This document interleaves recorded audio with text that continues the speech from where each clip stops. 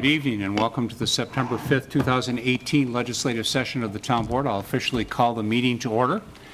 We have some young people here this evening, and I'd ask that we please rise and maybe they would lead us in the Pledge of Allegiance tonight. So whenever you're ready, we'll take our lead from you. Pledge allegiance to the flag of the United States of America and to the republic for which it stands, one nation, under God, indivisible, with liberty and justice for all. Thank you very much. I'll ask our clerk to please call the roll. Cole. Here. LaFountain. Here. Metzler. Here. Moore. Here. Quinn. Here. Thank you. We have two public hearings this evening, but I note that we have some young folks in the audience that would like to talk to us about a very important topic, I think about sidewalks on Huntington Meadow. And I would just ask if they would like to come to the podium and address the board. And as you're making your way, I did share the petition that you turned in with all the board members and with the town clerk as well. So if you would come right to the podium right over here. Oh, can you hand out some materials? Fantastic. Oh, great. Thank you very much.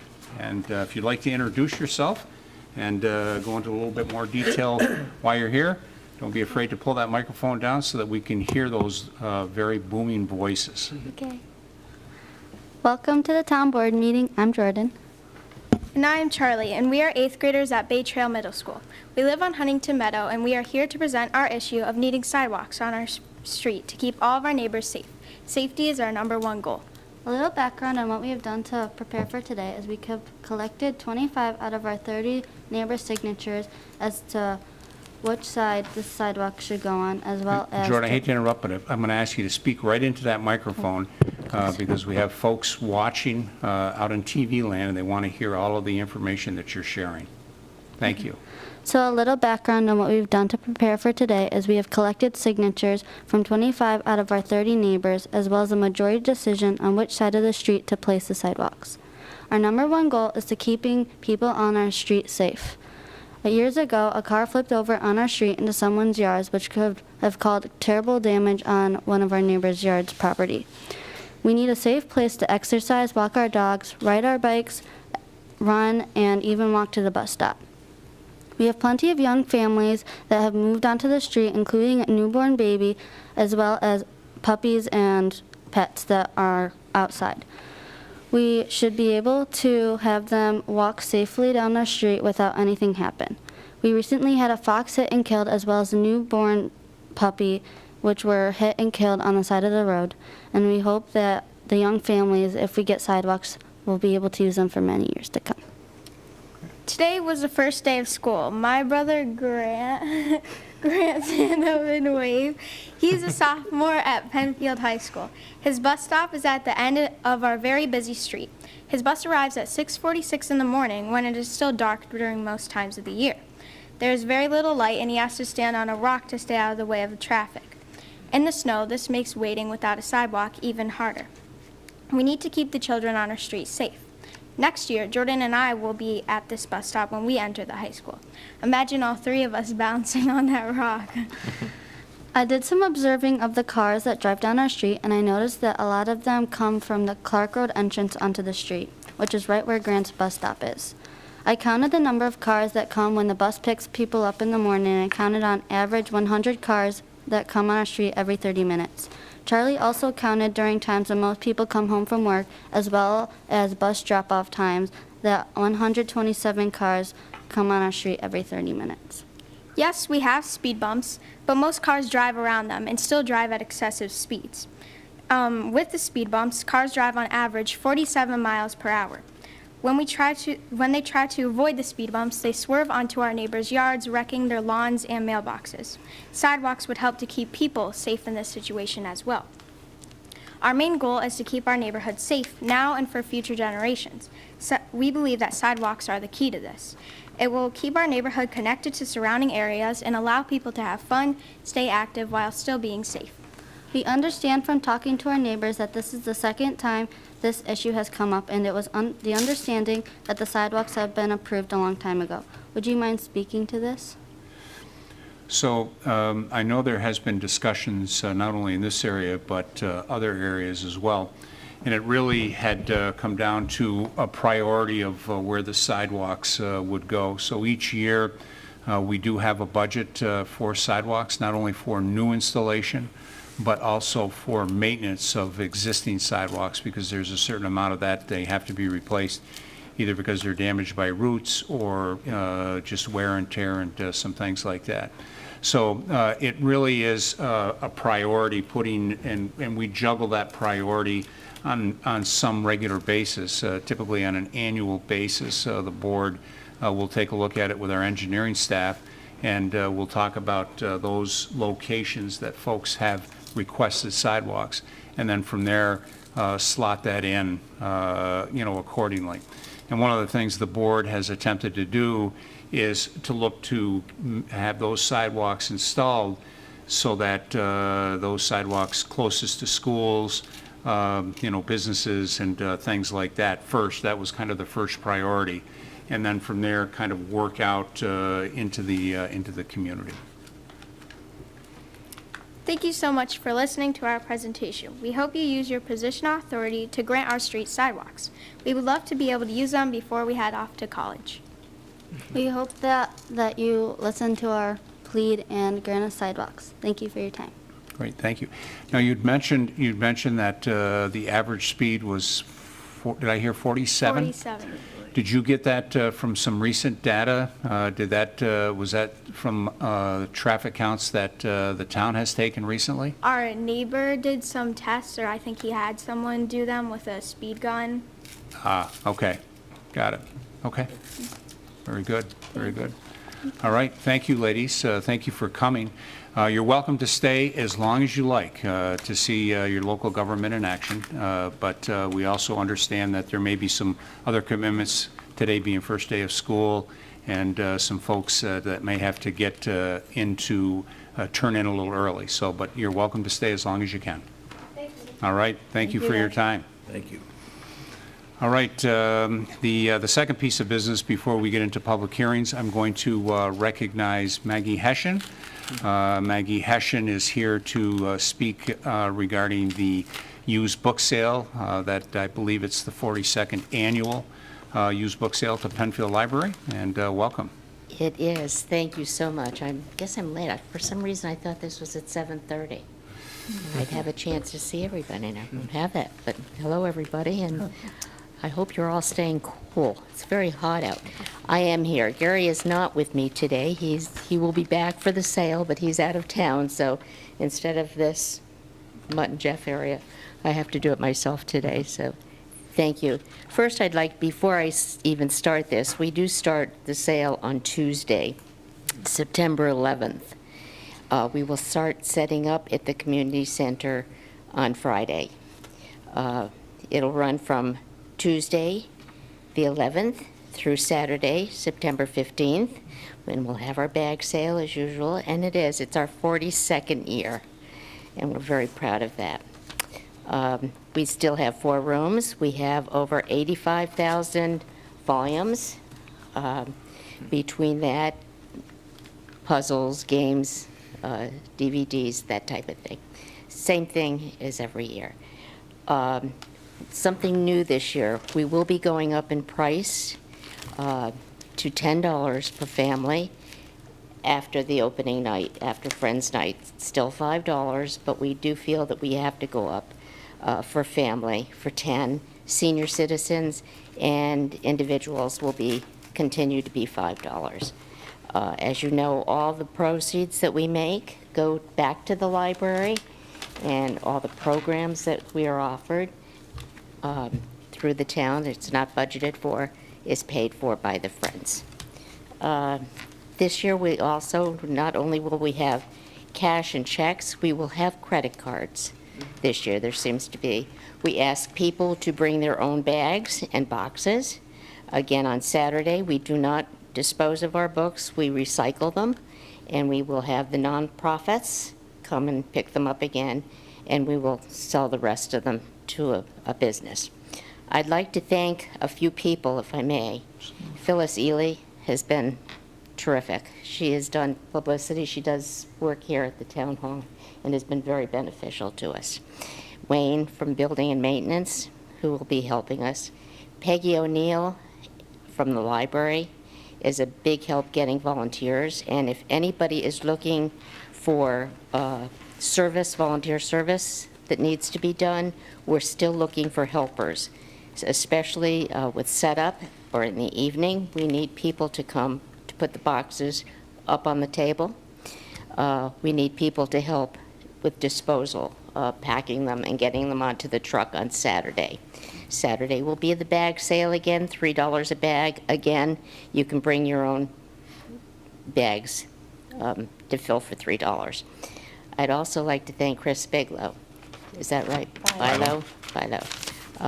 He's great at getting us high school kids.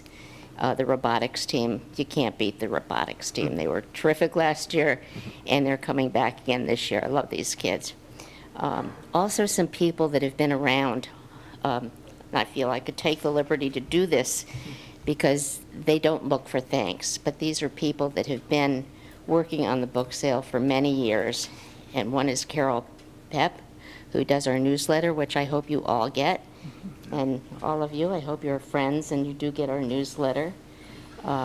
Diane Robbins, who does the sorting. We get books all year, and we have a room in the back of the library, which we're very fortunate to have, and a big truck in the back that is full of books.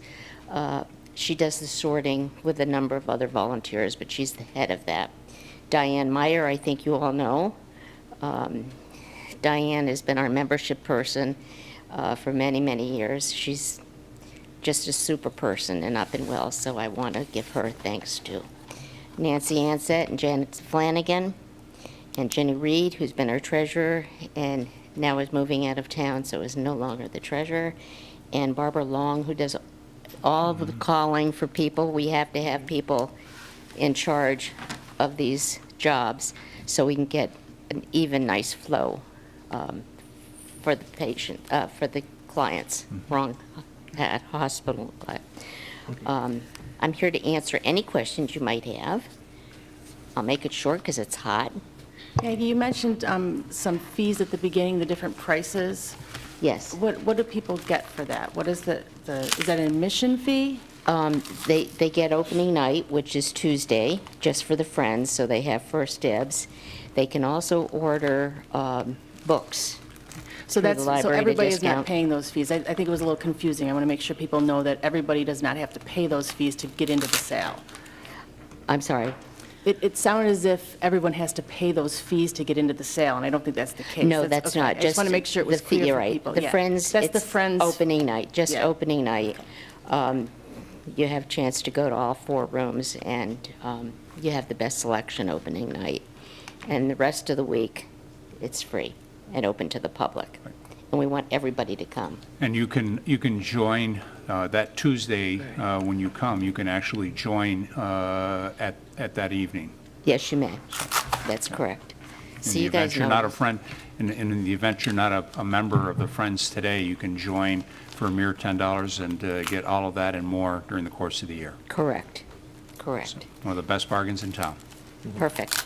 Perfect. If right. folks want to bring donations, can they still bring donations during the We sale? are still accepting donations. We accept donations all year at the library. There's a cart there. They can be brought. And you can also get a form for tax deduction for bringing books to us. We have a small library set inside the library, a little store that people that can go in and get books in the library and purchase at a very small cost. Okay. So just to recap, it starts on Tuesday, the 11th? Tuesday for the Friends, and for others, it'll be Wednesday, the 12th. And Bag Day is on Friday, $3 a bag, half price on Friday. Saturday, it's Bag Day, and we're there until 2. Right. And nonprofits and teachers can come in also and get extra books for nothing at the end of the sale. Excellent. All right. Is that good? Thank you. Thank you very much. You did very well. Thank you very Stay much. cool. And we look forward to yet another successful year. I think I each hope year so, Tony. the Friends raise between $25,000 and $30,000+ during this event, which goes Correct. back into programming for the library. So great Correct. job. I'm just going to leave this with you because I Okay. found it to share with the board. Excellent. It's one of those things that, Great. Excellent. Thank you. Thank you, Maggie. Thanks for taking the time. All right, now we'll get into our public hearings, and I'll recognize our clerk to please read the first public hearing this evening. Okay. To allow a personal training gym at 1844 Penfield Road in the Four Corners zoning district. The legal notice was published in the Penfield Post on August 23rd, 2018, posted on the town website and town clerk bulletin board. 22 postcards were mailed. Okay, thank you very much. Mr. Horowitz, is this properly before the board? Yes, it is. All right, very good. I would like to recognize the applicants for this business here this evening. Welcome. If you please come forward, and as you're making your way up, I'll just give a little bit of a recap. A number of materials have been submitted to Mr. Costello. Copies of those materials have been given to the town board and the town clerk, kind of giving an overview of the business.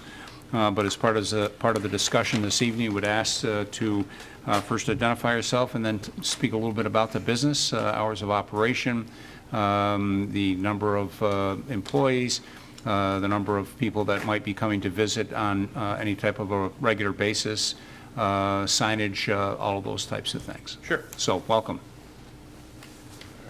Good evening. My name is James Phillips. I'm one of the owners of the proposed fitness facility at 1844 Penfield Road.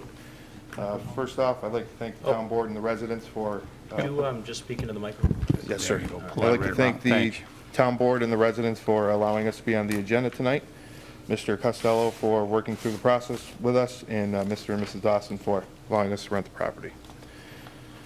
All right. So, as I said, I'm one of the owners of the proposed fitness facility.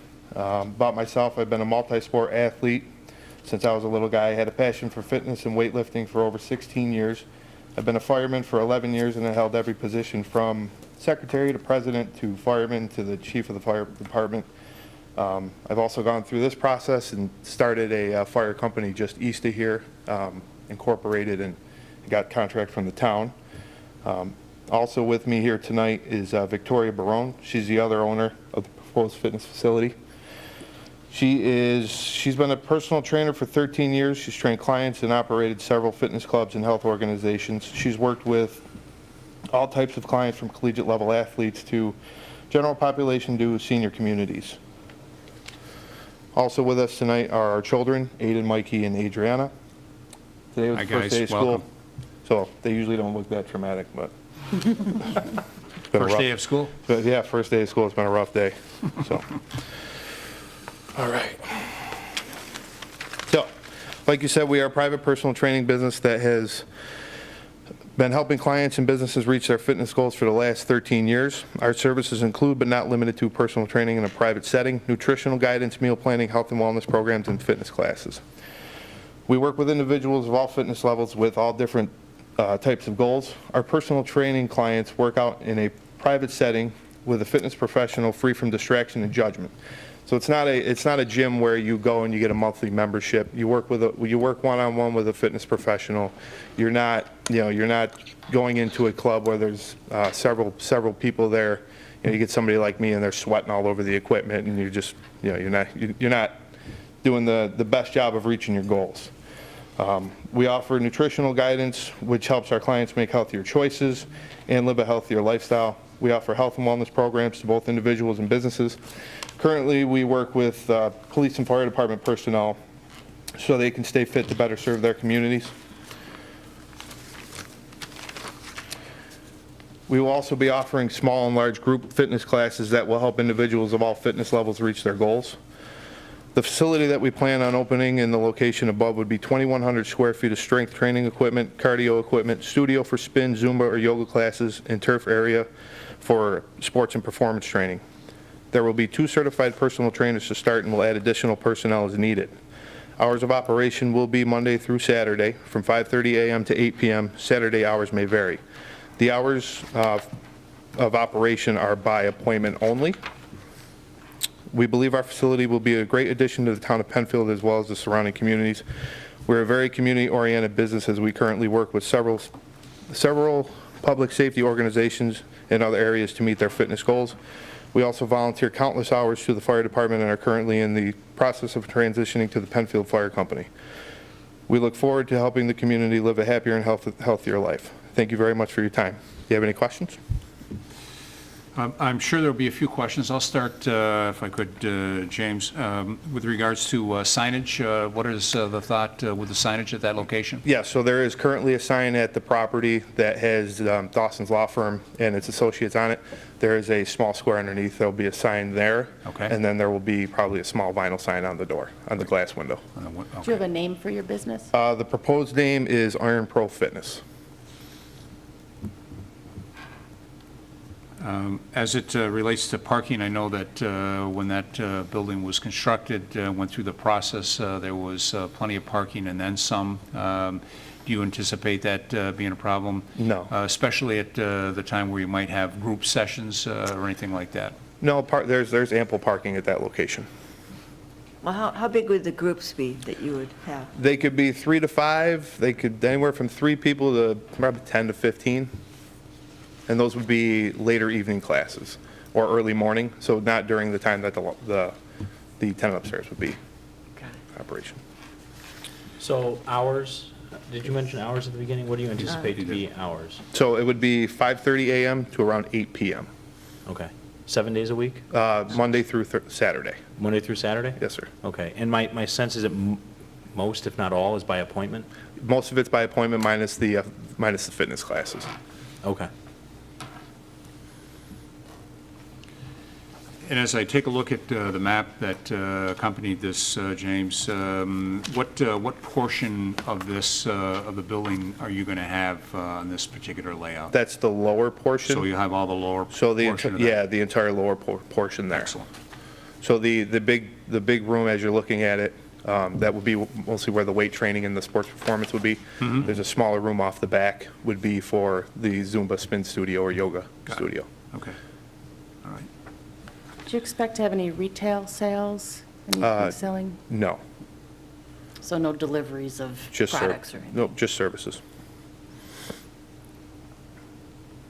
Where are you now that you do this? We're at home now. It's just, and we travel to other homes, so we have a residential equipment at the house, but we do a lot of traveling. And then for the fire departments and their personnel, they have fitness facilities at their locations that we utilize. Got it. But Penfield Fire Company, they have some equipment room? Yes, You- they actually have a nice facility downstairs Yeah. at Station 1 on the corner there. Right, so you envision going over there or bringing them over to you? Yeah, so I've actually, I'm currently in the process of joining there now. I've been playing sports and recreational stuff with that fire department for several years. My godson's father is a member there. I've been around the fire department for several years, so it'll be a very easy transition. Sure. And I've been in, we've been in talks as far as offering them a health and wellness program. Sounds good. No? Board, other No. questions or comments? Okay. Sit tight just for a minute. We'll just double check. We'll see if there's anyone in the audience that would like to speak to this matter. Sure. And I'll ask the clerk if she's able to differentiate anyone that signed up specifically for this matter, which is 1844 Penfield Road Personal Training Gym. No one has signed up for that. Okay, great. Is there anyone in the audience that did not sign up but would like to speak to this particular item? Okay. Seeing none, I would just ask the applicant, any additional comments, input, feedback that you'd like to provide the board that you didn't already enter into the record? I think I'm okay. Okay. And board, one last opportunity, additional questions for the applicant? All right, so next steps, the next opportunity that the board will discuss this matter will be next Wednesday, the 12th of September. We'll do that in our work session. It's open to the public right here in the back of the room, 7 p.m. you're welcome to attend and listen into that conversation. If you can't attend, I would just ask to stay connected with Jim Costello, and he can keep you posted and updated as where the board is with this application. Okay. All right? Thank you very much for your Thanks for your time. Yes, thank you. Appreciate it. All right, I'll declare this public hearing closed, and I'll ask our clerk to please read the legal for the next public hearing. To allow live music in the outdoor dining area of the K2 Brewery at 1221 Empire Boulevard in the LaSalle's Landing Development Zoning District. The legal notice was published in the Penfield Post on August 23, 2018, posted on the town website and town clerk bulletin board. 53 postcards were mailed. Okay, thank you. Mr. Horowitz, this is properly before the board? Yes, it is. All right. I'd recognize the applicants, the Kennedy brothers, if they would join us at the podium. And the same thing holds true as the previous application. All the materials that you submitted to Mr. Costello have been presented to the board, and the board and the town clerk has copies of those. And again, following up on the work session that you were at with the board, you came in to have a special permit for a one-time event. I believe it was on August 19th, if memory serves me correct. And now you're looking for potential for continuous music at that location. So with that, if you'd introduce yourself and give us a little rundown of what you're planning. All right. My name is Kyle Kennedy, and this is my brother, Bradley Kennedy. We're the owners and operators at K2 Brothers Brewing. We're here to ask for obtaining approval for outdoor music for our brewery. It's located at 1221 Empire Boulevard in Rochester, New York. The microbrewery currently has a fenced-in beer garden where we'd like to allow small acoustic acts to perform for our patrons. The referenced area is completely isolated from any neighbors, as it is shaped like a triangle, with the three sides being the building, the brewery building, the hill, and Empire Boulevard. The majority of the sound in the beer garden is deadened by the hill and the building, such that most first-time patrons do not even realize it is there. In addition, the sound level of any music will be maintained such that in our own parking lot, it will not exceed 80 decibels, which is similar to the sound produced when a car drives by on Empire Boulevard. The nearest residential neighbor is about 1,000 feet from the property and would be most likely be able to hear cars on Empire Boulevard over the level of sound in the beer garden. In addition, all music acts will finish by 10 p.m. in respect for our neighbors. Okay. And there was the event that took place in August. How did that event go from your perspective? From our perspective, it went well. My brother could speak better. He was there and did decibel readings down the road and around the properties to see how any sound would carry. Yeah, so it was an open mic session, and there were several bands that came and played, several different musicians, and in every case I did several times of going out into the parking lot and measuring, and the sound level was very minimal when you get outside the fence. As you know, as we stated, most of the sound is deadened by the building and the hill, which come to kind of a little angle. And any sound that does go out goes out towards the road and towards the bay. So it was always 80 decibels right around there, and honestly the road was even louder, especially when you get a tractor trailer or anything going by. It's those hit 95 decibels easy. So yeah, it went really well though. Were those all acoustic acts? Yes. What did you use to measure the decibels? Decibel meter. We purchased a decibel meter on Amazon. Did you get any calls from any residents about the sound? No, we did not.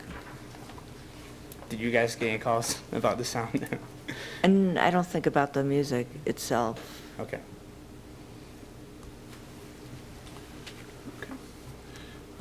Questions, board? So you'd mentioned that you had a number of different groups. Was it groups or individuals or some combination thereof? Combinations mostly. Just what an open mic is it gives several musicians an opportunity to come and play and show, who they are, and, they say their name and all that. And basically, most of them were 2 or 3 people playing together. At one time, there might have been 4 people playing together, but in general, it's usually 1 or 2 people playing at a time. How many spaces are in your parking lot? I believe it's 50, 55, something like that. Yeah, it's 55. And are you looking to have the live music consistently so you can increase your patronage? No, not really, I wouldn't say. No, I want to say to increase the patronage just to give them something to enjoy. As we set up our beer garden, it's a nice area, quiet space, done by the hill and everything, where people can sit out there and enjoy.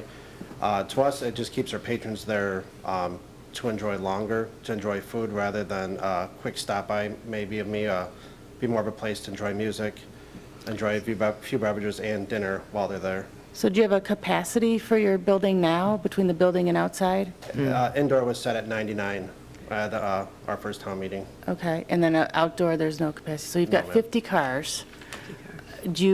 What happens if there's more than 50 cars? On the side of the road, when we had talked with Mr. Costello and tried to figure out, because our parking has exceeded, we had put it to where only people are allowed to park on the one side of the road, and we actually had paved the entrance of the driveway. When we bought the property, it's not our road, but the road was so atrocious that people would bottom out. So we paid $10,000 of our own money just to pave it for our patrons to be able to get into our property. And then we laid stone down just on the side of the road for them to be able to pull off the road to allow the few neighbors in the back to be able to get back there. Has there been any times where the parking has exceeded your parking lot? Yes. It's been And did you have a person out there doing security or directing people? Yes, if it's gotten too bad, it's we've been out there and been directing to make sure parking's appropriate.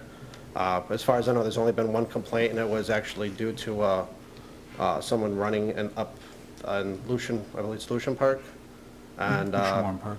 yeah, they parked all the way down Empire down and in our parking lot. It wasn't our event, it was another event. There was an event, McGregor's? fun, I don't want to say fun run, it was It was a racing, It was a right. race, right? If I recall correctly, that was in August? Correct. I yeah. believe so. Early August. And at that point, the cars parked all the way down Empire Boulevard and down Wilbur Track, which is where we are. We have never, whenever our parking does exceed our parking lot, it's the only place that anybody ever parks is down Wilbur Track Road on the right-hand side, where we put stone down and made it a little bit wider so that people could pull off. No one has ever parked on Empire Boulevard since we've owned it because of our patrons. And we worked with the neighbors behind with just plow, as we plow, and the neighbor behind plows Wilbur Track.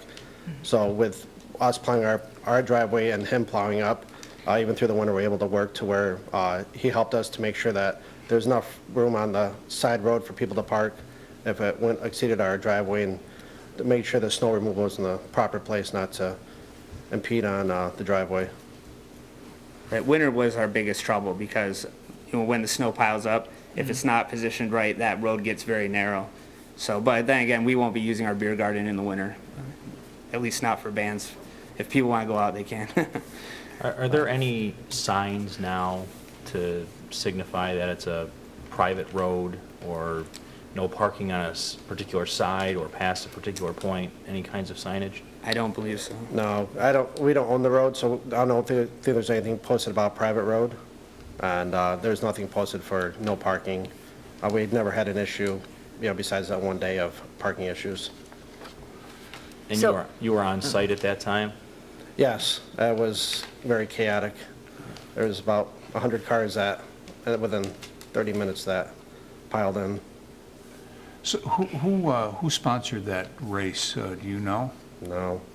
The downfall was the same day as we did a collab with 2 other breweries to do a bus tour that went around. Oh, no. And it was the exact same day as that, so that just made it even more chaotic. When it's been really busy, is it, there's musical acts? I mean, are you advertising it as such? Is that when No, No. if it's busy, it's just because people like to go out. Like Friday nights, our parking currently exceeds our capacity on a normal Friday night, and we never have music on Friday nights. The music acts are not to make money. We will never charge a cover. We don't want that. We want it just strictly to reward our patrons for coming in, or for them to enjoy local acoustic music, to relax and have a quiet atmosphere, different from everything else offered on the Upper East Side. What about if you were permitted to only have acoustic music inside? You've got that area there behind the bar where if you're talking 1 or 2 people to set up, like in a restaurant. That's where all our acoustic music has been inside. The hard part with that for us would be on most nights, we have, well, majority of our people, we have 80 people outside and 5 people inside on a nice night. So to me, that just defeats the purpose of hiring a band when nobody can enjoy it if they're all outside enjoying sitting around the fire pits, or sitting around playing giant Jenga, giant Connect 4. You know, we have all sorts of families. It's nice that we can offer every facet of enjoyment you have, from babies coming in to families being able to come in and their kids play all the games we offer, to you see the random date nights for people coming to enjoy. Do you have music piped in outside from? Yes. Right now? Yes. Yep. The company we use put 3 outdoor speakers, and we always have that going. Is that about the same decibel as what the acoustic is? Yes. Okay. What nights do you anticipate having music? Is it every night? Is it just Fridays and Saturdays? It'd be Saturday nights or Friday and Saturdays, and occasionally we do the acoustic jam maybe on a Sunday, but it's mostly been Saturday nights we've offered it. Like I said, not charging a cover causes a lot more cost to us, and we don't want that. But our goal is to just have one night where people can come and enjoy a night out. We're not looking to bring in huge acts. No, I understand. I'm just trying, I was looking through the paperwork and I didn't see anything. So it looks as if maybe Fridays and Saturdays from 5 until 10, 6 until, I'm just trying to get a sense of, okay. Yep, it'd be 7 to During 10. the summer months, while the night, obviously weather permitting, but while the beer garden is open. Correct. Okay. We offer on like Wednesdays and Thursdays, we have a cornhole league right now, and brings people in to, free their mind and have a nice night of relaxation. Did you say the music is from 7 to 10? Yes.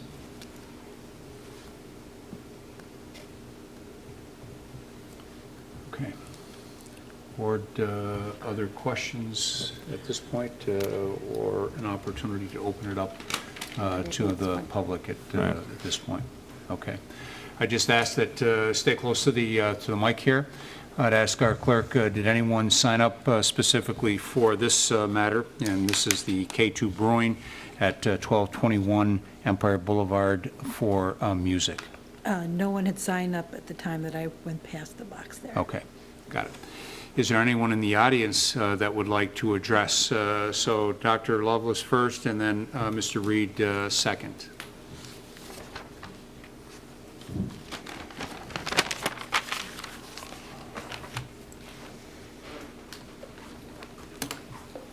Good evening. Good evening. Vern Lovelace, 19 Old Westfall Drive.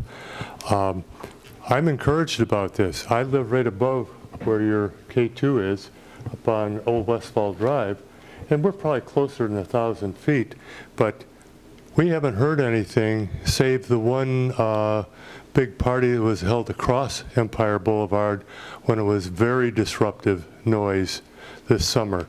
But if they've been going along for the last 2-3 weeks playing music outside at, let's say, 90 decibels, I have not heard it.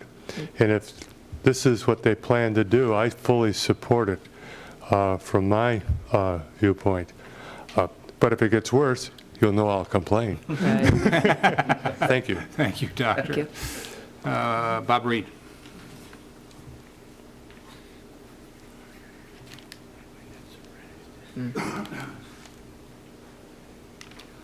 Bob Reed, 275 Parkview Drive, right above the area above K2.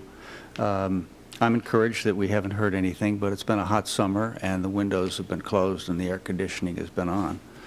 Spring and fall could well be different. And if they're able to keep it at 80 decibels, who's going to monitor that?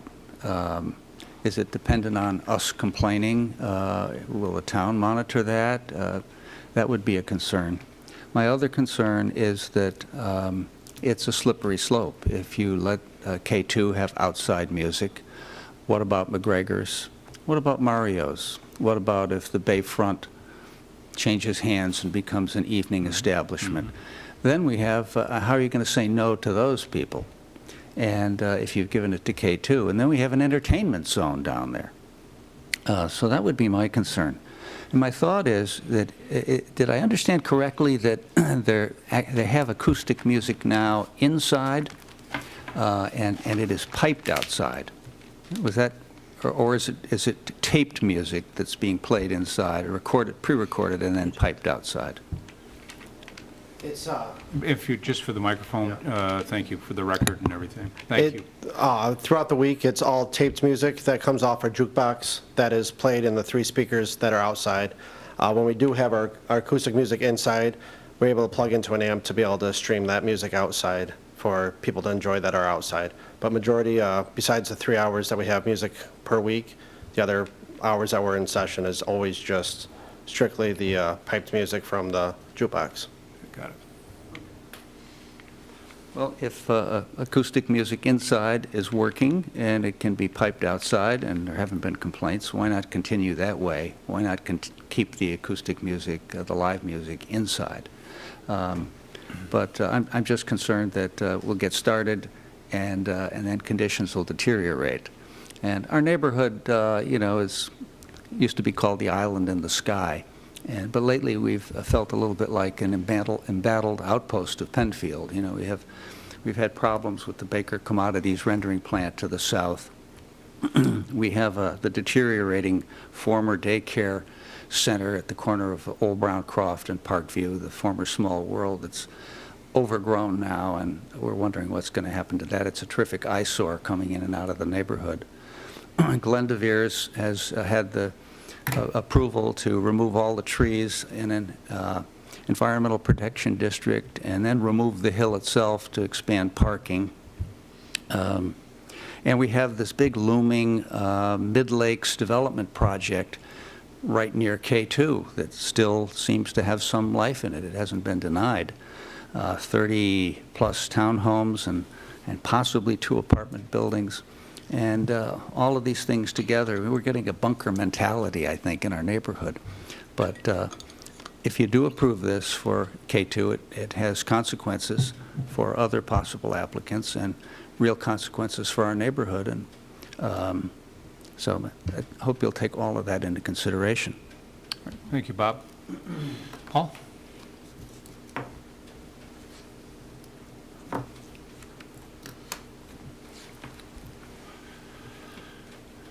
Welcome, Paul.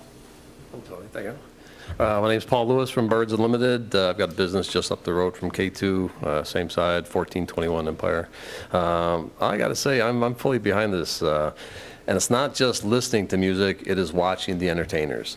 So if you want to put the musicians inside, pipe it outside, it's not quite the same. I play out 3 or 4 weekends a month, and the interaction is great. It is, with Johnny's Irish Pub closing, it would be nice to have some place on the east side that is kind of filling that void. Music is just international language. It's great. It would be a nice addition to the road here. So. Okay. Thanks, Paul. Yep. Thank you. Anyone else in the audience that would like to speak to this matter? Yes, Carol?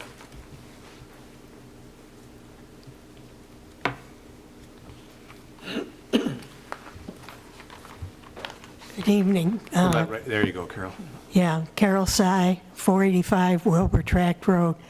I'd like to congratulate these gentlemen. I haven't met them, but I pass them a lot, going in and out the road. I haven't had any trouble with them.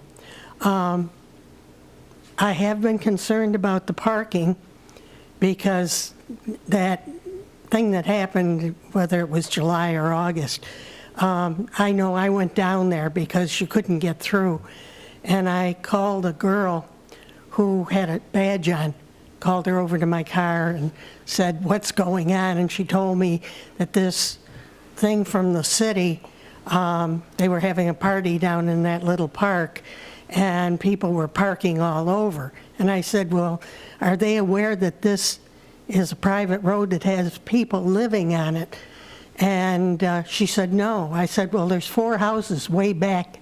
And I said, my concern is if we had to get a fire truck in here or an ambulance, it would be a problem. Years ago, my neighbor's house caught on fire one time. And I said, I would really like to open it up so we can get the cars in and out. She was very helpful, very nice young woman. And she called one of the guys over, and she said, would you like me to go down to where they're having this thing? And she said, tell them this. I said, yeah, I'd appreciate it. Because I think my son had been down there, but he didn't talk to anybody. Stephen Kiernan had been down there, and Henry, I think, had been down there. But she went over, she talked to him. I took a ride up the hill, came back down, and by the time I could get back down from Wegmans, there were people going out in droves. So I guess what they did is they went down, they announced it, and immediately they started clearing it out, which was very helpful, very nice. I asked her, were these gentlemen involved? I said, is this part of their? She said, oh, no. I said, well, I didn't think so, but so far I have not heard any sound from down there at all. I lost my dog 2 weeks ago, and I've been riding around above the whole neighborhood. I haven't heard a sound from that. The only concern I have still is the parking. That where you've cleaned it out, that's a lot better. What I would ask you to do is please, when there's something going on and you know they're parking along there, send somebody out once in a while to look, because the other night there was one, wasn't a very big car, but its rear end was sticking out into the road. So I'd appreciate it if you keep an eye on it. But outside of that, I have no complaints. My husband was a musician. I know how that goes. My father owned a bar in Penfield. I know how that goes too. And so far, you've been very good neighbors. Thank you. Thank you, Carol. Did you say 483 is? 485. 485. My son's 483. Thank you. Carol, I do have a question for you. Yes. Are there any signs posted at any point along the road or past a certain point on the road that say private Yep. road? Okay. Oh, yeah. When you get to Larry's land, which is just the other side where they want to put the townhouses, there's signs up on the trees telling you that it's private and no hunting. And Right. I had somebody call me the other day, wanted to know if they could come down and hunt. And my son and his buddies hunt on our land, bows, but otherwise we don't encourage it. But there's no, no parking signs. No, there's no Private road, parking no. sign, because nobody parks. It gets so narrow that you have to be going slow to pass. You know, my neighbor's coming out and I'm going in. You have to be Getting careful. chicken. My husband met his best friend one day on the road, head on. And you'd wonder how they do that on that little teeny road. But they did run into each other, bang up the cars. So, but no, further back, once you pass Larry's property line, you don't find too many people back there, and that's what I've been surprised with too, because we've had problems in the past with people parking back there and everything. And we thought when these fellas came in, oh boy, you know, you're going to get people down in there and they're going to keep coming back. But I haven't seen hardly anybody that came from there. Usually people just wander back because they're curious. You can't, well, just past where they park the cars. There's a lot of deer this year, an awful lot of deer. You see the mothers and the young ones and even a nice buck once in a while. I've seen a red fox that keeps running around just above your place. And I saw the weirdest animal I've ever seen in my life about 2 weeks ago. And I went home and said to my son, I just saw something, I have no idea what I saw. And it was red, it had a black tail, it was about that long, about that high, it had a body more like a medium-sized cat. And it was red with black spots all over it. And it was ahead of me, maybe from here to that corner. And I saw it out of my car crossing the little dirt road. And it was like, what on earth am I seeing? My son tells me that it's a coyote. And there's quite a few coyotes back in there now. And every day I have a parade of turkeys walking up and down the road now, 7, 8 turkeys together. So you see a lot of things, and it draws people in sometimes when they see it. Sure. But we haven't been bothered with that this year either. It's been very quiet. Great. Thank you, Carol. Thank you. Carol, Add one thing. yep, before you head down that path, I'm just going to ask, when they had that event and folks were parking along, how far up did they go? They went not quite to Pecora Road. To Pecora Road, Yeah, okay. you know where that is. I do. Yeah. Okay, That's, they weren't quite down there, but close. okay. But On both- otherwise- On both sides They were on both sides, yeah. for that event? Now they're on the west side of the road. And like I say, they park in like that. And the biggest problem I see, and it's not that great, is some of them don't pull in far enough. Sure. And there's a couple of, and you guys probably know it better than I, they look like they're little drainage holes or something in there. And I think they're probably afraid of. One that got knocked out. Yeah, well, hold on before we get, yeah, so, well, we'll, because I need to have you on the record, so, Yeah. okay. But thank you again. It's nice to know you're down there, and it's nice to deal with people that are pleasant and don't give us a lot of trouble. Thank you. Thank you, Carol, thank you. Kyle, you had a comment you wanted to make? Yeah, it's just about how people driving back towards her property. I actually did it because someone showed me. I put my address, I live in South Penfield, south end of Penfield. I put my address in there, and it actually has you taking Wilbur Track all the way down to past your property. It says it connects to the next road down. And so if someone doesn't know and they actually type in Google Maps their address going down south, it'll have them going, instead of out on Empire, I'll have them going all the way down Wilbur Track. And then they end up hitting your houses and realize there's nowhere to go. And they've turned around and came back and, commented on, on the directions. And that's why we're nervous about it, is because if somebody needs to get back there. Carol, I need to have you on the record if you're gonna chat, I need to have you on the record. Okay, got it, thank you. So we're still talking about K2 Brewery. Is there anyone that would like to comment or further comment on that? Okay, we did receive a number of emails that have come in, and I'll start with our clerk. I know she has 2 or 3 emails I'd ask, and I think they were requested to read them into the record. So, Amy, if you will, please. Thank you, Mr. Supervisor. The first one I received was from Becky Bavone. She lives at 91 Woodhaven Drive. I wish to state my opposition to the proposal to allow music outside the newly opened bar below the Parkview Woodhaven development. I remember that when this permit was originally given, it was stated that no outside music was planned. In past years, loud music from the present Mario's was very disturbing to the neighborhood and was heard late into the evening. This is not appropriate. Thank you for your attention. The second one I received was from Mark and Claudia Habler. We reside at 20 Old Westfall Drive and sit above K2 Brothers Brewing, southwest of the property in question. We received a notice that the town board is considering a conditional use permit to allow live music in the outdoor dining area of the K2 Brewery.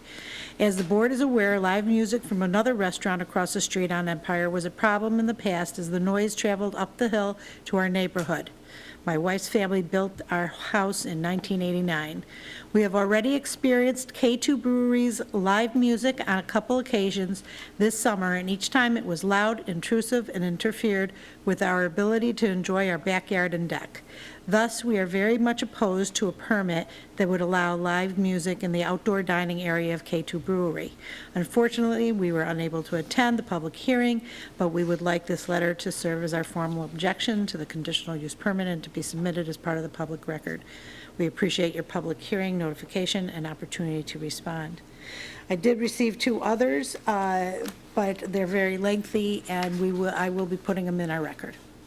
Okay, could you identify where those are from? Larry Sy at 483 Wilbur Tract, and that actually was received by Supervisor LaFountain. And then a Francois Pichet, or Piche, and he does not, yes, and he lives at 234 Parkview Drive. And would you identify They are whether they both- were supportive or opposed to the proposal? So Francois Piche is opposed to the proposal, and Lawrence Sy just wants to mention his concerns. But he is not completely opposed, and he's mainly worried about parking. Okay. And there is another one that came in from 243 Parkview Drive, and the concern that they would not be able to be here this evening. They've lived at this location for 20 years. They want to voice their opinion on the above proposal for live music.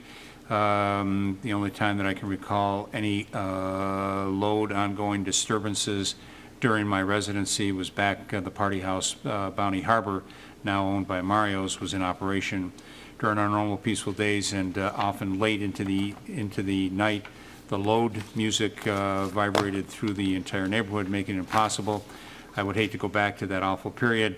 Let the brewery play their load music inside like the rest of us, leaving to the peace and quiet that we have all come to enjoy. So there is that one as well. Okay, I'll circle back to the board. Any additional questions for the applicant? Okay. I would say to the applicants, Brad, Kyle, any additional comments that you would like to add to the record that hasn't already been added to the record that you believe is pertinent to this proposal? I would just like to say, if with regards to the parking, we'd be happy if it's not our road at all, but if we had permission, we'd be happy to put up signage for no parking on the, I guess, the left-hand side as you're driving down Wilbur Track Road, if that helps. And as always, you know, depending on developments around us, we're continually looking into expanding parking to make sure that that's not an issue at all. Currently, there's nothing available neighboring us, but do you have any other comments? I just hope that we don't get punished for something that was previously done many years ago. When we stood here a year and a half ago in front of you guys, we had tried, and I think we have upheld all the stipulations you had asked of us, and tried to uphold upstanding business to be proud of in our local community, and try to keep our neighbors as happy and you know, as respectful as possible. Great, thank you. So before I close the hearing, next steps is similar to the last application. Next opportunity the board will address this matter will be next Wednesday at a work session here in the back of the room, 7 p.m. Welcome to join in and listen to that discussion. And again, you could follow up. If you can't make it, you can follow up with Mr. Costello. And as Penfield residents, if you have cable TV, you can watch it on Penfield cable TV as well. So a couple different options for you. Thank you. All right. Seeing no further comments, I'll declare this public hearing closed, and we'll take this up next Wednesday. Thank you. All right. Appreciate it. Thank you very much. We will move on to our regular agenda. And we have communications and announcements, and I will recognize our town clerk to start. Just a reminder, primary election day will be held on Thursday, September 13th, from noon until 9 p.m. Voters should report to their designated polling facilities to cast their ballot. Voting locations can be confirmed by going to www.monroecounty.gov and clicking on Check Voter Information. And for any other additional information, please contact me at my number 340-8629 or email me at clerk@penfield.org. Right, thank you. Mr. Quinn. Thank you, Mr. Supervisor. Good evening, everyone. One important announcement tonight. School is back in session as of today for many, and many of our young residents are waiting at bus stops or crossing roadways. Unfortunately, some drivers do not stop for school buses when the red flashing lights are activated. New York state law states that when a stopped school bus flashes its red lights, traffic approaching from either direction, even in front of a school or in a school parking lot, must stop before reaching the bus. Law enforcement is cracking down on drivers who are ignoring the law and putting our children and grandchildren in danger. Please take extra care while driving for yourself and everyone. Thank you very much. Mrs. Messler. I have two announcements this evening. A reminder that on Saturday, September 15, from 7:45 a.m. to 1 p.m., the towns of Penfield and Webster are again partnering with Monroe County Executive Cheryl Donalfo to host a household hazardous waste drop-off. This year's event will be held at the Penfield Highway Garage, 1607 Jackson Road. This is an appointment service only, and you can make your appointment easily at monroecounty.gov/HHW or by calling Penfield DPW at 340-8710 before Friday, September 14 at 3 o'clock. Also, Penfield's Department of Public Works will be the location of the town's annual Recycling Day event to be held on Saturday, October 14th from 7 a.m. to 3:30 p.m. Services for the day will include secure document destruction, recycling of metals and home appliances, brush drop-off, and donations of clothing and linens. The DPW is located at 1607 Jackson Road. Please note that there is no electronics recycling at this event, and this recycling day is for Penfield residents only. If you have any additional questions, you can contact 340-8710 or visit the website at penfield.org. Thank you. Thank you. I have one announcement. Next Wednesday, the 12th, there will be a special legislative session. The intent of that legislative session for about 15 minutes prior to our work session, the town controller and myself will deliver the tentative budget to the board and to our residents. That tentative budget will also that evening be posted on the website in complete detail about all of our departments and all of our budget lines and all of the details about the 2019 budget. On October 3rd, there will be a formal public hearing on the budget where everyone is welcome to attend to speak on behalf of the for or against the budget. And the board will look towards the end of October to pass the 2019 budget at our second legislative session in October. Mr. Moore. Thank you, Mr. Supervisor. The last amphitheater event for the season will conclude with the annual Taste in the Blues event on Saturday, September 15th in Veterans Memorial Park. This event will be held from noon to 4 p.m. and includes free judging contest, Genesee Brew House beer samplings, and a music performance on the Kiwanis stage by Steve Grills and the Roadmasters. There's a new addition to Taste in the Blues this year called Dog's Day Out. Bring your whole family to this event, including your dog.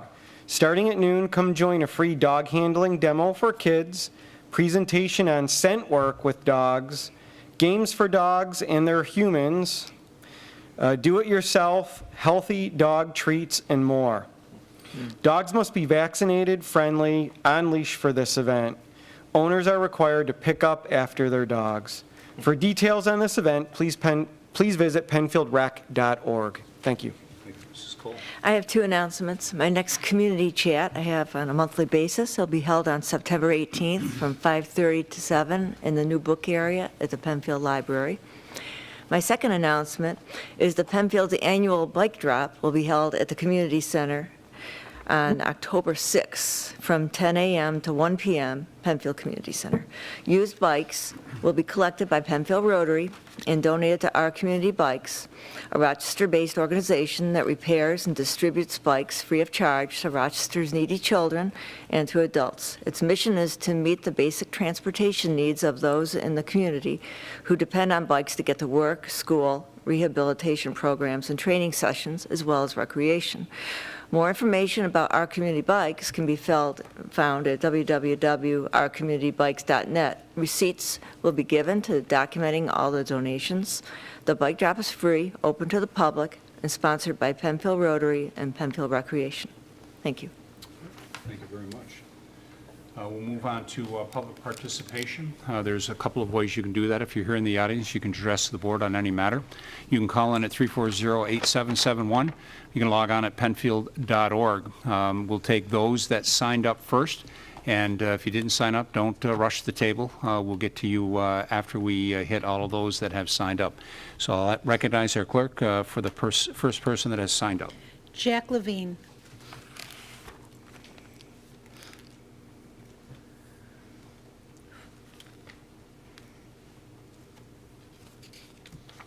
Welcome, Jack. Thank you. My name's Jack Levine. My family and I live at 11 Huntington Brook, and I've come to talk about the sidewalks for Huntington Meadow. First thing I want to do is I want to thank Charlie and Jordan for coming around. First, their presentation was tremendous. Second, I think the day that they came to gather signatures highlights how much this is necessary. They walked around in a driving snowstorm to collect it. And I'm thinking, when they left, I thought, how wonderful that they did this. But are they safe? And I think that's the thing. I've lived at my current address for 22 years now. So I was there before the speed humps. When we moved in, there were no children in the neighborhood. There was one family that lived on Huntington Meadow. They moved because they didn't feel it was safe for their child. They had, I think, a child about 8 years old. And they moved off of Huntington Meadow because of that, which I think caused the neighborhood to understand that we needed the speed humps. I didn't realize that the speed humps hadn't slowed people down as much as I thought. The fact that the girls were able to time them at 47 miles an hour to me is a little dangerous. The neighborhood has had a complete turnaround. My daughter's 14 years old. When she was born, she was the only child in the neighborhood. Now there's lots of them. I think that as a community that strives to be very family-friendly, we need to take care of the families in our neighborhood. I don't want the Huntington Meadow neighborhood to have happen what happened the last time, when families felt unsafe and had to move. We like our neighbors. We want to keep our neighbors. And my daughter walks with Grant from the bus stop to our house. When my wife heard this, she said, we need to do something about this, because it's not going to be safe for her to walk in the snow all the way down Huntington Meadow to Huntington Brook. It's just, to me, the sidewalks are nothing more than common sense. And I understand that there's priorities, but nothing should be a bigger priority than our children. That's really about all I have to say. One question I do have, when would the board take this up again? The board, on some regular basis, we meet with our town engineer and discuss sidewalks and sidewalk locations and things like that. Because this petition came in, the board will have it on a future work session agenda, probably over the next couple of sessions. We'll put it on. We certainly can keep the neighborhood aware of that. So if they want to come and listen to that discussion, that they'll be happy to do that. That would be wonderful. Okay. Okay. Thank Absolutely. you so much for your time. And again, I want to thank the girls for what they did. Excellent. Thank you. Thanks, Jack. Steve Sweatman.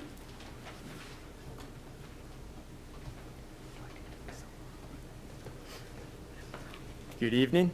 Steve. My name is Steve Sweatman. I live at 102 Huntington Meadow. We've been there for a year now. We have a 2-year-old who just turned 2 today. My parents are watching him so we could be here because priority of life is obviously our mission on Huntington Meadow. It's an extension of Panorama Trail. It's the main cut through. Panorama Trail has sidewalks which provide safety better than Huntington Meadow does. We've walked our 2-year-old down the street and people are distracted. They're on their cell phones texting. I've had to push them out, jump out of the way of the road. They're going around the sidewalk or the speed bumps there, and there's no sidewalks to go to. It's very unsafe and it's concerning. And I watch everybody who's driving, look them right in the eye so I can see what they're going to do, and a lot of them are distracted with either talking on the phone or texting. And then if you have a car coming both directions, there's nowhere to go. and they're not paying attention to you because it's not their street. They don't live on it. Their concern is just getting home, and that's concerning to me. The neighborhood has turned around. We've spoken to a lot of people on the street, and a lot of them do have children, and I know a lot we're going to be here tonight. Fortunately, there's not as many here, but they're probably taking care of their kids. And I appreciate Charlie and Jordan for setting this up. It's very important in Huntington Meadow, and I just hope you guys take our concerns into consideration. Okay, great. Thank you. Thanks, Stephen. Thank you. Carol Samuel.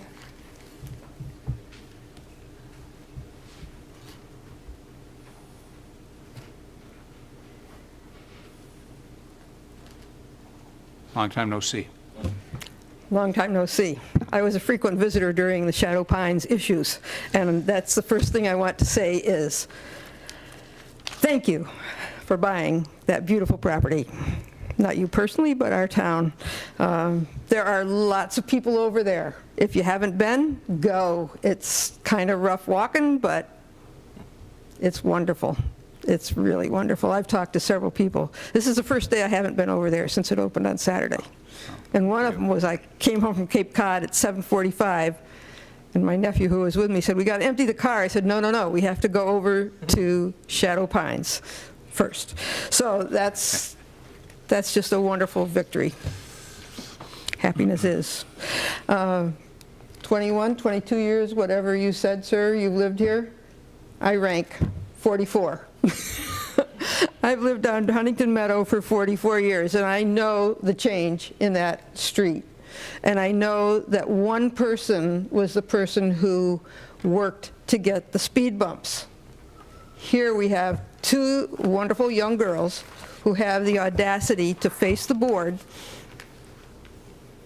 as good citizens, go around, collect all those names they needed. Hooray, gals. You got a good future. So they said the goal is to keep people safe. They didn't limit it only to children. I want to stay safe. I don't have a dog right now. I've had 2 at a time, but I'm going to be getting a puppy. I want to be safe. And I really envy a neighborhood that has sidewalks, especially in the wintertime, when the snowplow banks are there and you don't have an opportunity to really get onto a lawn. With a sidewalk, we would. So it certainly has changed over the years. Many, many people. One family that moved out, well, a lot of people started there and their children have grown up. They are adults.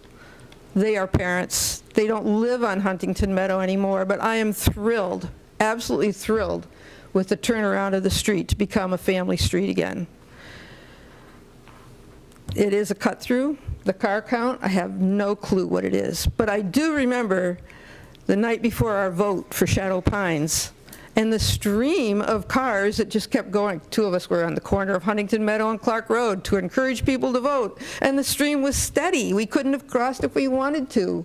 And it wasn't because they were going to vote. It was the day before. So I'm telling you folks, all of Penfield, it's not like many people said the group that was Save Shadow Pines were crying, not in my backyard.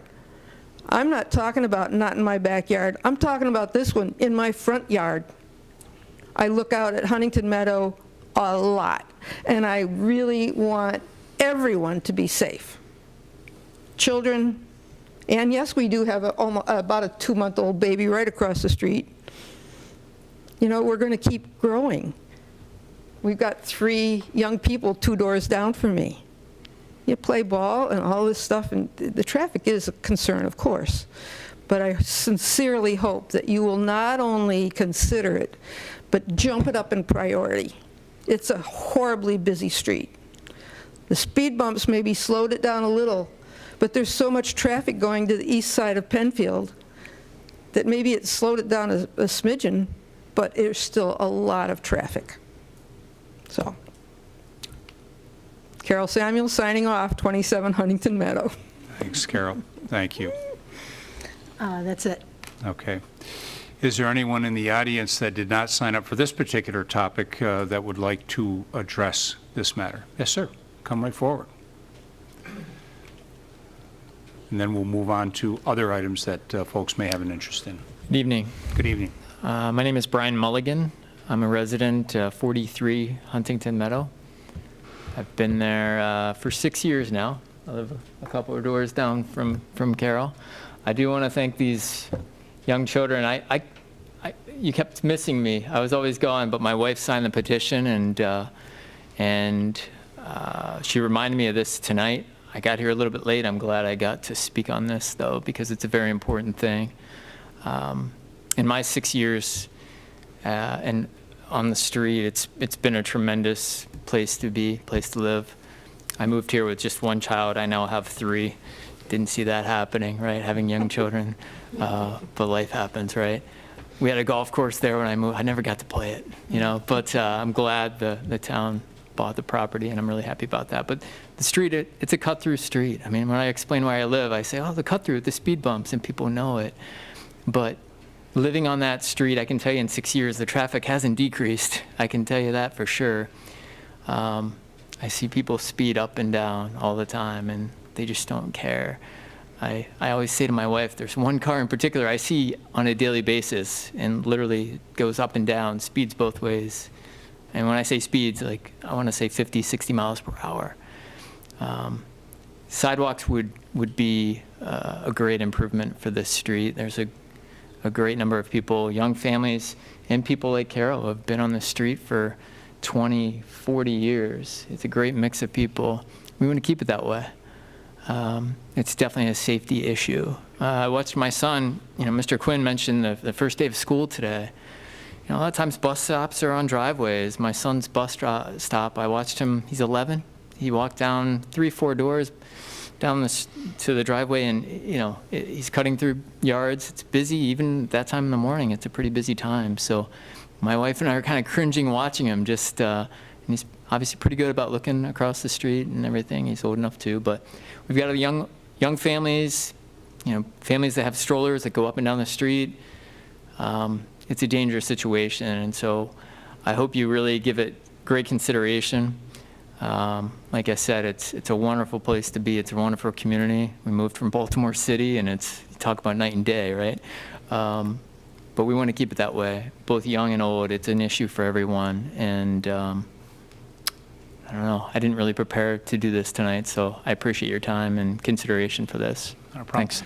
Brian, what I would say is that if there is and I'll say that to everyone on the street, if there's a particular vehicle that you're recognizing that is a regular or frequent flyer, if you get a license plate number and get that to me, Supervisor at Penfield.org, I'll make sure that our friends in the Monroe County Sheriff's Department have that and would pay that individual a visit. We've had that occur in a number of different areas. So, Working on it.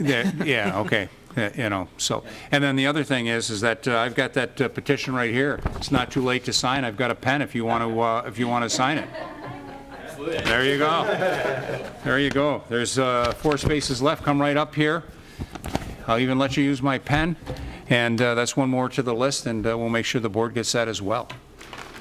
Well, you can't keep the pen. It's not the White House. There you go. Yes, yeah, that's right.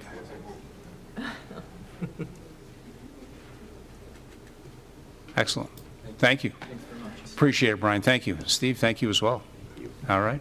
Carol, I would just like you to know that I was down walking Shadow Pines with my dog on Saturday morning at about 8 a.m. There were a couple other families down there. Took a nice walk with Stella and enjoyed it. And, you know, it's new, and it's a lot of fun. I would strongly encourage anybody, if they want to take a nice stroll, you can do it for a half mile, or you can do it for, you know, a mile and a half, depending how far you want to go.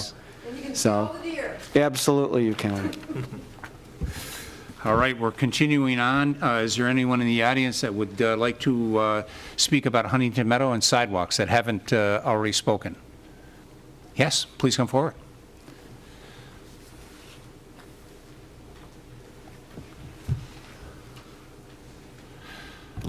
My name is Jennifer Leakey, and I live at 86 Huntington Meadow. Jordan is my daughter.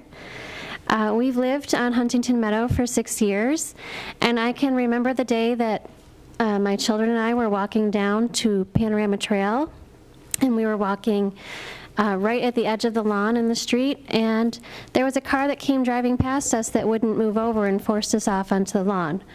My children were very small. It was very upsetting.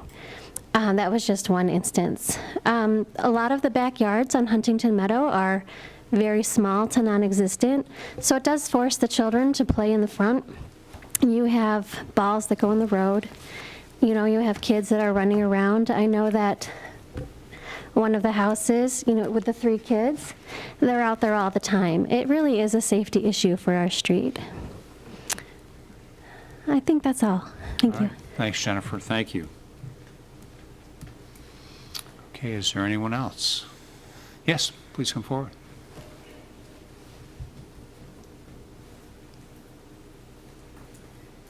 So I'm Olivia Gregaitis, and I live at 62 Huntington Meadow, and Grant and Charlie are my children.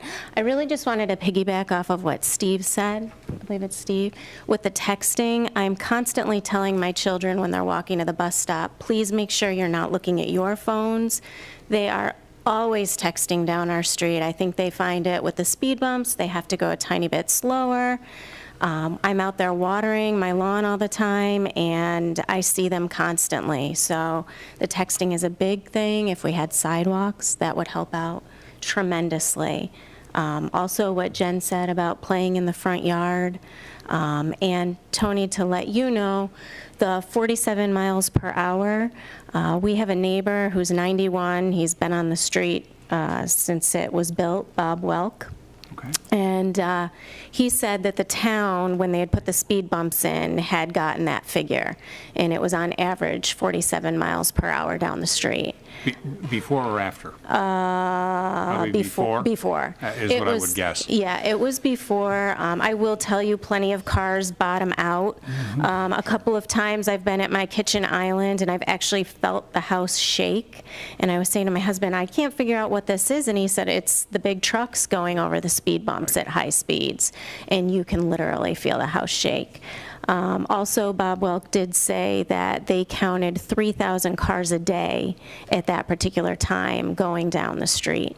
That was a number of years ago, so I'm sure at this point it's increased with the vehicles on the road and the people in the community, more housing and whatnot. Now that school's back in session, I'm going to ask Mark Valentine to put our counters out so that we can identify both speed and also number. So we'll probably put it midway, between Clark Road and Panorama Trail, and then capture that data both ways, again, both speed and numbers, so that we have the most up-to-date information on that. Okay. So if you see those strips go down, that's us. We appreciate that. Absolutely. Yeah. I mean, I did talk to Mark, and he did say there's not a whole lot of money allocated for sidewalks, but I was happy to hear that we are utilizing the money in areas that need it. Yes. I just hope that Huntington Meadow can, now with Shadow Pines and connecting Panorama Trail, we see people all the time using Panorama Trail, and Mark actually did say that a lot of people were opposed to the Panorama Trail sidewalks, but you see them out there all the time now. So if you build it, they will definitely come. So we just hope that everyone kind of hears our pleas and helps us out. The girls are making tremendous effort, and everyone on our street is in support of it. So excellent. All right, and a few more tonight too. So yeah, and what else would the girls be able to do that could help put this to the front of your list? Is there anything else that any of you could recommend that they... I was actually going to ask a question about, just out of curiosity, when it comes to the school buses. Is there one stop on the street? Are there multiple bus stops on the street? For the elementary school, I wasn't there at that time. We just moved in last June. But for the middle school, there has been one stop for the whole street. This year, it just got moved to the middle of all the homes that are going to the bus stop. For the high school, where my son walks and where Emma, Jack Levine's daughter, walks, it is all the way at Huntington and Clark. The one It's one stop, yeah. And I will say they go out there at night. There's a very poorly dim lit street light out there. It's still dark in the wintertime. Okay. And as the girls were mentioning, when it's snowing and, you know, there's nowhere to stand, my son literally will kind of clear off the stone, the rock that's right off the road that the people have in their yard and stand on top of that. So when folks come around. I see them. Yeah. So I know that Supervisor LaFountain talks regularly with the superintendent, but as I was sitting here thinking, especially when the snow starts to fall, I also live on a street with no sidewalks, although it's nowhere near as busy as Huntington Meadow. It's a concern of mine, especially since my kids are short enough where the snow is high enough and it's very difficult. So just one thought I had is maybe reaching out to Dr. Putnam, maybe inquiring about when the snow starts to fly, if there's an opportunity to maybe put a second stop midway down the street. As I mentioned earlier, I mean, if it's always easier to see the bus when it's sitting right in the middle of the road as opposed to if it's down at the end of the street, you know, with all the students. So just a thought I had, but maybe something to add to your next conversation. Yeah. Absolutely. So I'll just ask the question, Yeah. does the bus actually go down? It actually comes down Huntington It Meadow, does so actually. it would pass Jack's house So first, it's then not it a would case, pass it's not a mine. case, it's not a case that it's coming along Clark Road and Not this year, stopping no. there? Okay. Yeah, not So this it's year, actually no. coming down the road? All right. Yeah. So is there anything that you can think of that they could do from now? You know, should we show up at every board meeting or? So you know, you're always welcome. We love to have audience. Most of the time, it's pretty quiet here and pretty lonely, so they're always welcome to come and attend and give an update of what's going on or what they're observing and things like that. I would, you've given us the petition.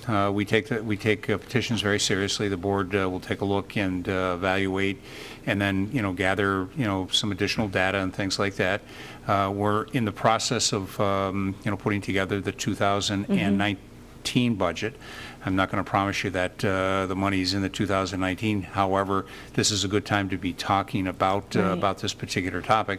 And then, as I mentioned, we'll bring it up at one of our future work sessions, and we'll make sure that you know, these young ladies are informed about that if they want to come and listen, and anyone else that wants to come and listen to the discussion. Yeah, we would appreciate that because they are Absolutely. keeping the other neighbors abreast on what's going on too. So, Excellent. thank you so much. All right, very good. Yeah. Well, sit tight. You know my rule. First-time speakers and then second-time speakers. Any first-time speakers on this matter, Sidewalks, Huntington Meadows? Okay, Carol, it's all you. And she's back for a return trip.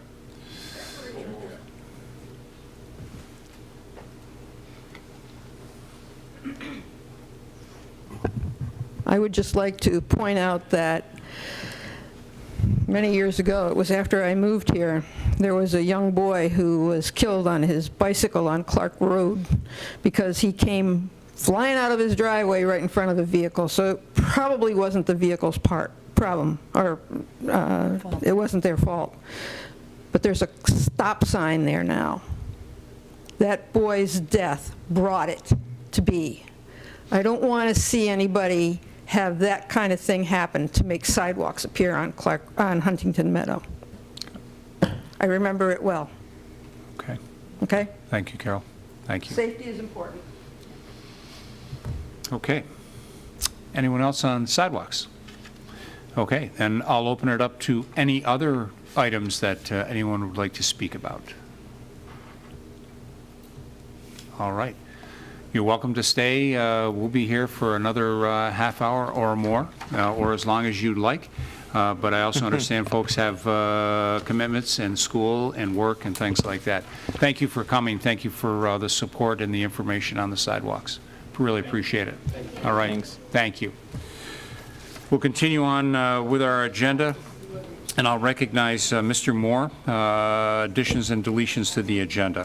Thank you, Mr. Supervisor. For the record, I would like to add Resolution 18T-175, entitled Authorization for Supervisor to Sign a License and Hold Harmless Agreement to Allow a Fence Within the Storm Sewer Easement at 32 Angels Path in Penfield.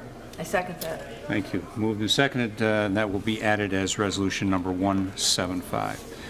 We have the August 1st, 2018 minutes before us, and I would entertain a motion of approval for those minutes. I move the minutes of August 1st be approved. I'll second. It's been moved, seconded, discussion on those minutes.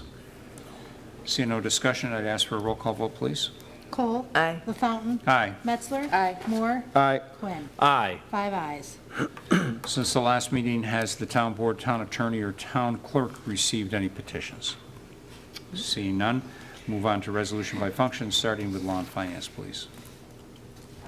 Setting a public hearing on the 2019 preliminary and special districts budget. Moved. Second. Be it resolved that a public hearing on the proposed Town of Penfield 2019 preliminary budget and 2019 special district budget be held on Wednesday, October 3rd, 2018 at 7 p.m.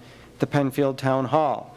Be it further resolved that legal notice shall also be list a summary of the 2019 budget as required by law and contain a statement of the copy of the preliminary budget is available at the Penfield Town Clerk at 3100 Atlantic Avenue, where any interested person may inspect it during the office hours on or after September 5th, 2018. Copy of the 2019 preliminary budget will also be available at the Penfield Library at 1985 Baird Road, as well as online on the town website at penfield.org. Thank you. Thank you. Discussion. See no discussion, roll call vote, please. Cole. Aye. LaFountain. Aye. Metzler. Aye. Moore. Aye. Quinn. Aye. 5 ayes. Budget amendment to intensified sidewalks and town court. Moved. Second. Whereas the Director of Public Works has identified various sidewalk blocks within the intensified sidewalk district in need of replacement. Whereas the 2018 appropriation for this replacement is $24,000, and quotes were obtained to complete the necessary work totaling $31,000.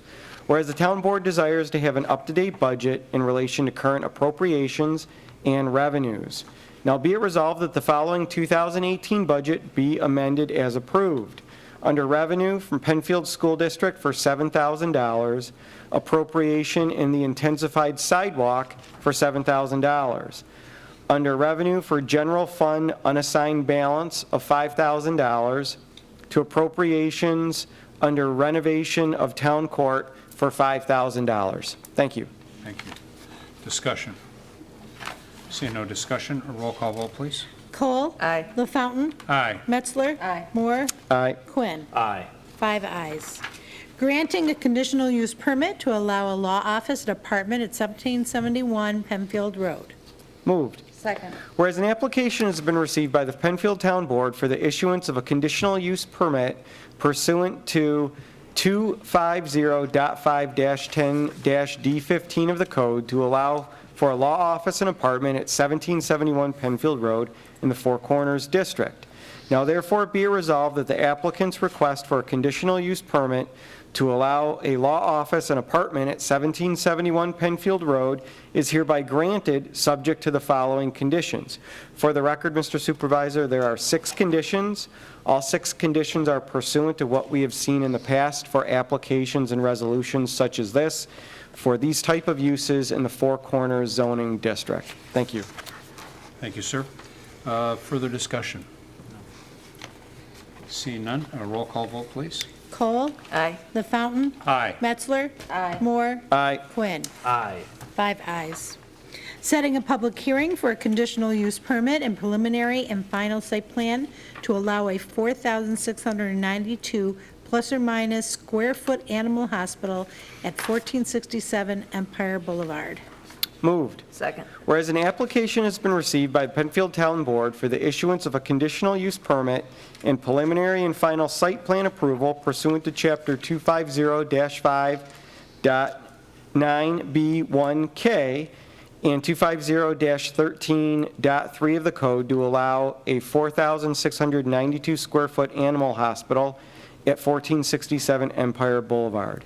Now be it resolved that the Penfield Town Board of the Town of Penfield shall hold a public hearing at the Town Hall on October 3rd, 2018 at 7 p.m. on said date to consider said application and to hear all persons interested in the issuance of this conditional use permit for a animal hospital at 1467 Empire Boulevard in the LaSalle Landing Development District. Thank you. Thank you. Discussion. Seeing no further discussion, roll call vote, please. Cole? Aye. LaFountain? Aye. Metzler? Aye. Moore? Aye. Quinn? Aye. 5 ayes. Authorization for supervisor to sign a contract with Seward Equipment for pump station rehabilitation services. Moved.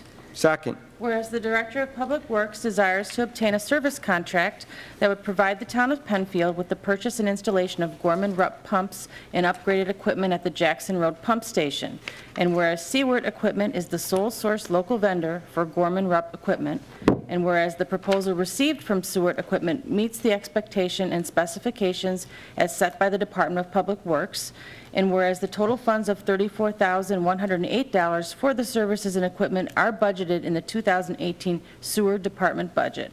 Now therefore be it resolved that the supervisor is authorized to sign a service contract with Seward Equipment for the purchase and installation of Gorman-Rupp pumps and upgraded equipment at the Jackson Road Pump Station. This resolution and the proposal submitted by Seward Equipment shall constitute the contract. This agreement is to be reviewed and approved by the town attorney. Thank you. Discussion. Seeing no discussion, a roll call vote, please. Cole? Aye. LaFountain? Aye. Metzler? Aye. Moore? Aye. Quinn? Aye. 5 ayes. Update to Parks Recreation Facilities fee schedule. So moved. Second. Town of Penfield adopted an updated fee schedule for recreation parks and facilities for the enclosed lodges. The town board has reviewed the updated recommendation for charging fees for our enclosed lodges.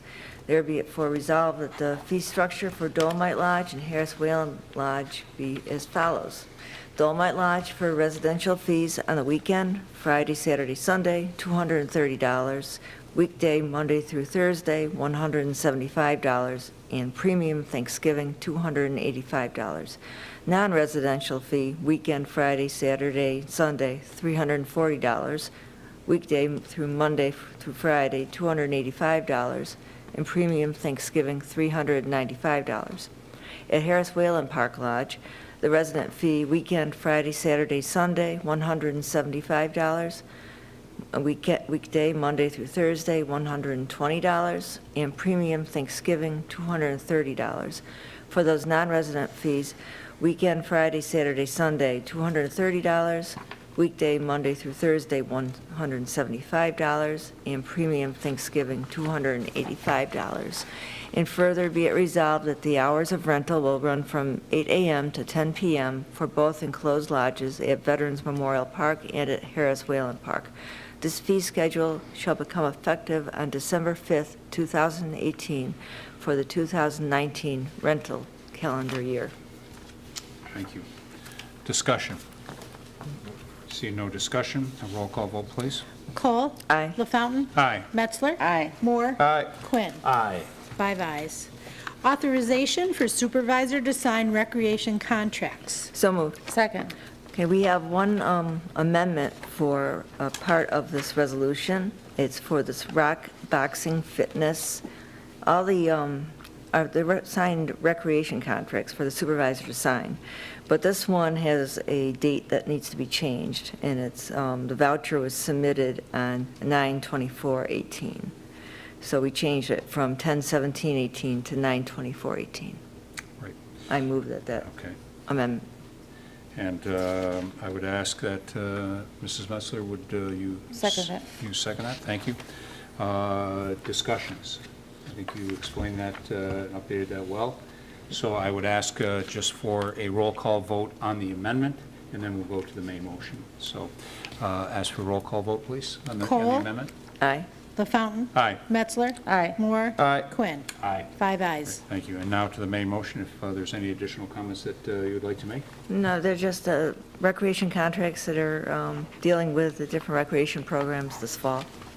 Okay, thank you. Then I would ask for a roll call vote on the main motion. Cole? Aye. LaFountain? Aye. Metzler? Aye. Moore? Aye. Quinn? Aye. 5 ayes.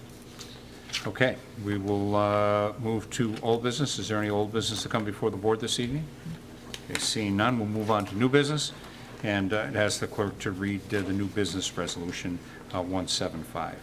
Authorization for supervisor to sign a license and hold harmless agreement to allow a fence within a storm sewer easement at 32 Angels Path. Moved. Second. Be it resolved that the Town Board of the Town of Penfield hereby authorizes a supervisor to sign a license and hold harmless agreement with the Mooney family, owners of the property at 32 Angels Path, to permit a portion of a fence to encroach into a storm sewer easement to the Town of Penfield located at 32 Angels Path in a form and substance acceptable to the Penfield Town Attorney.